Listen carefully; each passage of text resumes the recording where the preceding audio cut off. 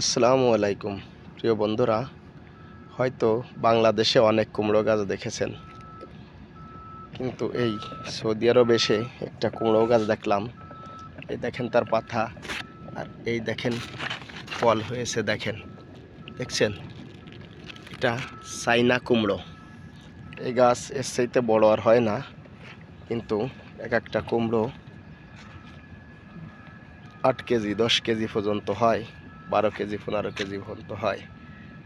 এই যে কুমড়োর প্রতিটা ফুলির সাথে ফল, এটা চাইনা দেশের থেকে এই দেশে আনিছে, আমাদের ক্যাম্পের ভিতরে লাগাইছে। যে কটা ফুল হবে সেই কটা ফল হবে, খুবই কম হয় মদ্দা ফল। যেটাই ফুল ফোটে সেটার থেকেই কুমড়োর উৎপাদন হয়। সবে মাত্র ফল এসেছে, এখনও বড় হয়ে পারি নাই।